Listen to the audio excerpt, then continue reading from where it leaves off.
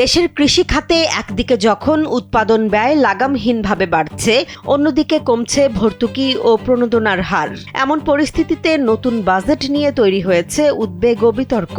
বিশেষজ্ঞরা বলছেন, এটি ভবিষ্যতে খাদ্য নিরাপত্তার ওপর বড় ধরনের চাপ তৈরি করতে পারে।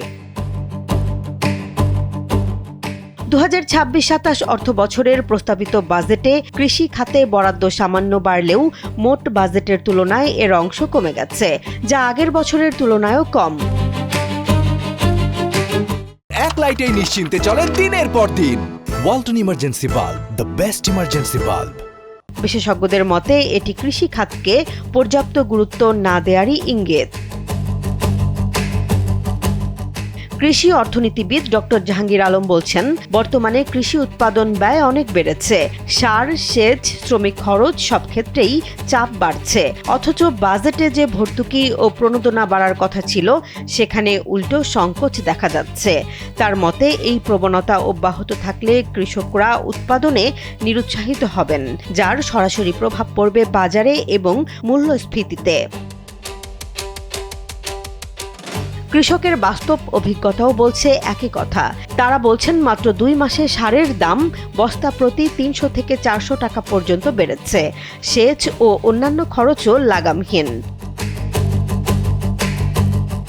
অন্যদিকে খাত সংশ্লিষ্টরা বলছেন, পোলট্রি, ডিম উৎপাদন থেকে শুরু করে আম ও সবজি চাষ সবখানেই উৎপাদন খরচ 40 থেকে 60% পর্যন্ত বেড়েছে।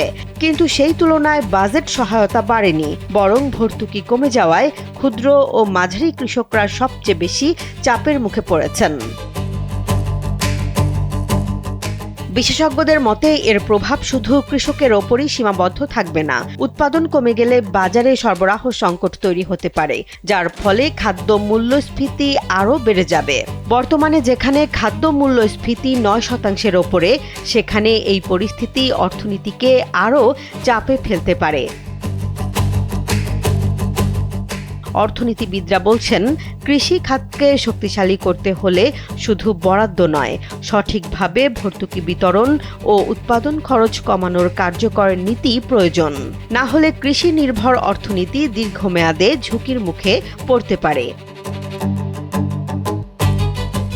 সব মিলিয়ে কৃষিতে খরচ বাড়া, ভর্তুকি কমা এবং বাজেটে অনুপাতিক অবমূল্যায়ন, এই 3টি বিষয় মিলিয়ে দেশের খাদ্য নিরাপত্তা ও মূল্যস্ফীতির ওপর নতুন চাপ তৈরি হওয়ার আশঙ্কা তৈরি হয়েছে।